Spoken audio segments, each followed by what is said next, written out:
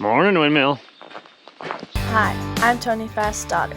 I'm Tony Fast's daughter. I'm Tony Fast's daughter.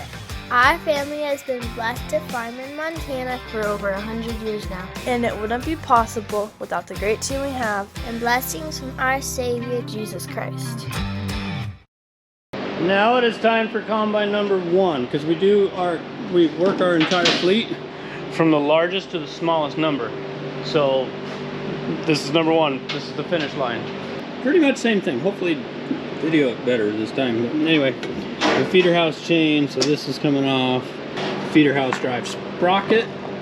So the feeder house is coming off, plus then we can get into the transition cone, check the rotor, some wiring to do to adapt to the Crary system on the air reels on the headers, and oil changes, fluid changes. There's a leaking motor that drives the spreaders. So hopefully we show you how all we're doing, what we're doing.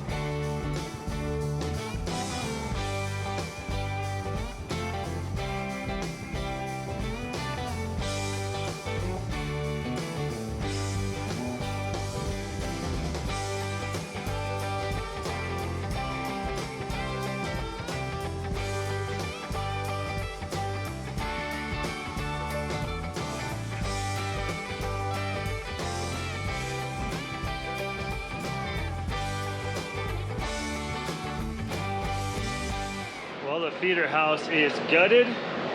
Pull out the rock beater first. That rock beater goes in right here.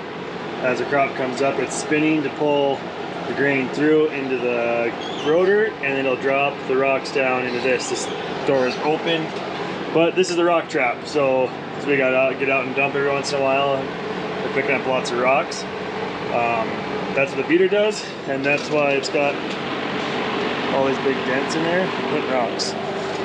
Feeder drive sprocket and feeder chain are pulled. See how cupped those are? They're actually, chain stretches so much that it'll run on this side here and like this side over here. And so it's wearing those, and they're gonna start hooking in there and damage the new chain. Here's the space of the new one versus the old one. Quite a difference. So I gotta put the new stripper plates on. These run over here and they take off any of the grain that wraps up around that sprocket. So that's the next step. Well, we are not pulling the rotor out on Dad's combine.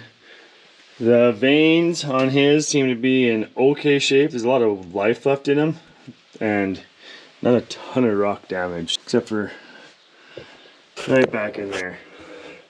That one's kind of smashed, but figured we're gonna change RAS bars on both combines this winter anyways. So we'll just wait to do it then.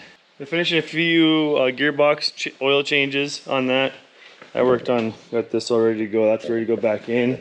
We would have got it put back on yesterday, except these bushings in here are metal on metal on the front side here, where all the weight pulls on it. So gonna change those out this morning. We got a set of those picked up late last night.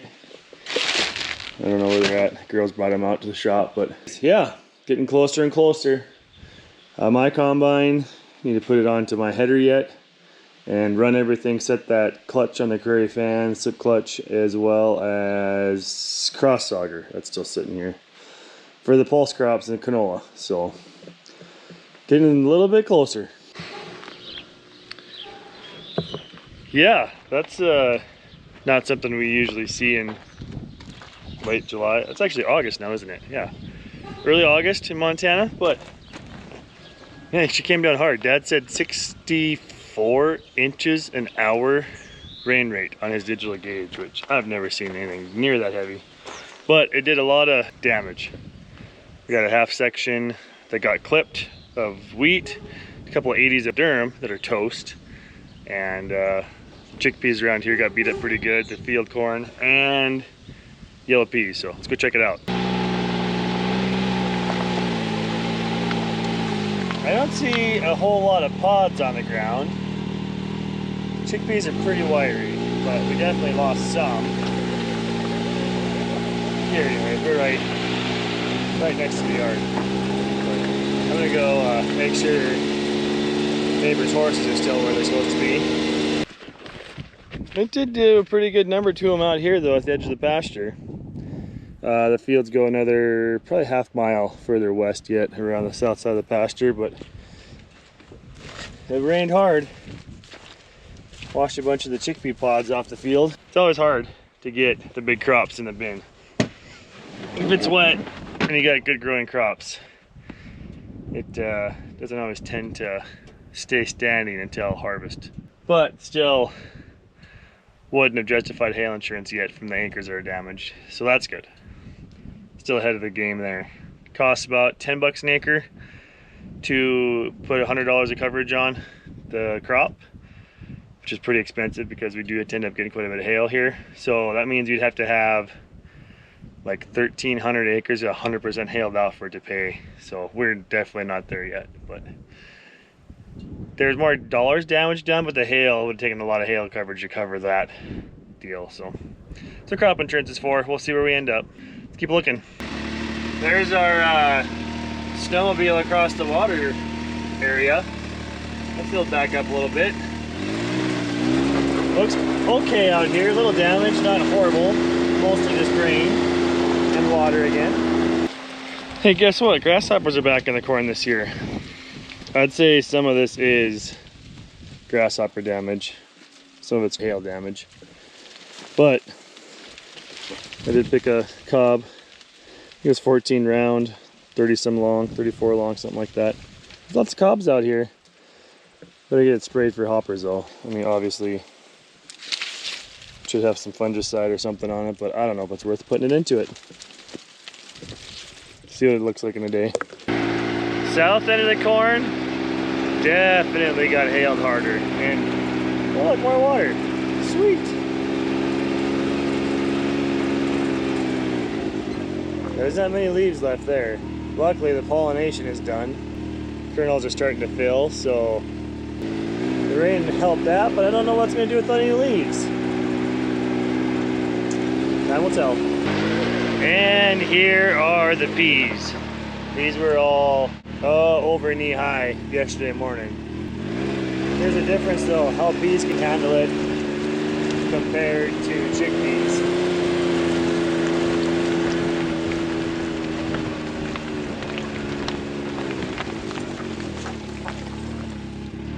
100% lost, maybe 50%. So I'm glad this whole farm at home here was chickpeas, except for this pea field, and not all peas. East side of the farm looks pretty good. Maybe 10% hail here. We'll go over now and look at the west side down this road. So yeah, we're quarter section of chickpeas up there, barely got hit. That storm really tracked more south. We'll go check that out and then keep heading west. Here's the worst of it on the west side.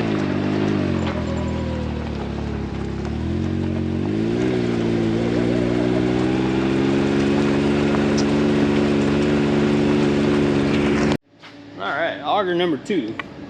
This one came out of Tony's combine. This is how we're getting it started. Flighting tapers off for good reason. So you do have to trim the first one. We found best to just start here. You're gonna have this hole, which is a little bit of a thin spot, but that's just how it happens. That way you have enough meat for the second bolt, because they do send other bolts, like a flathead that can go into here to help hold this up tight. So that's how we get this started.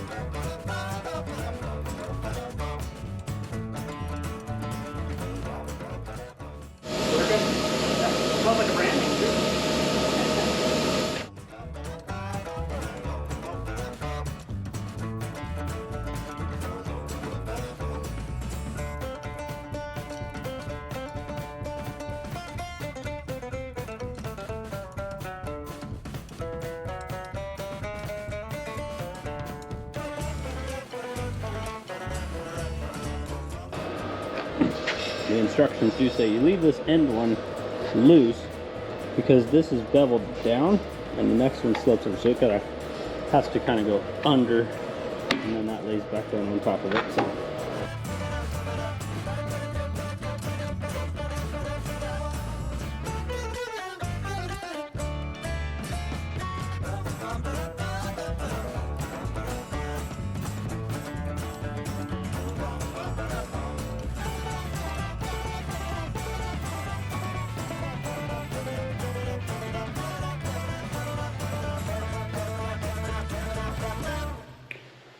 That's done. So now we can just put it back in.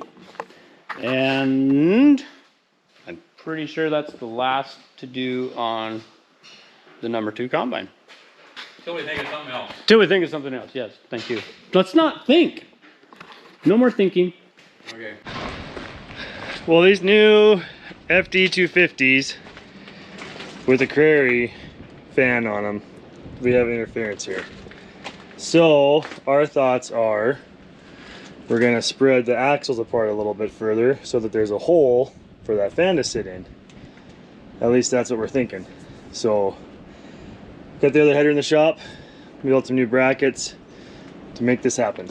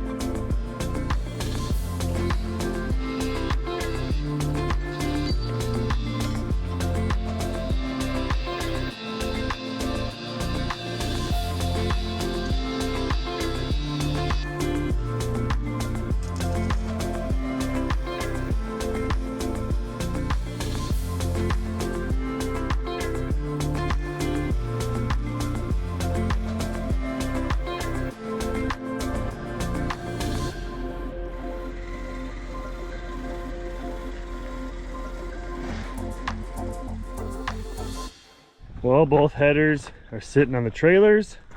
I think this is gonna work out all right. Still gotta strap them down.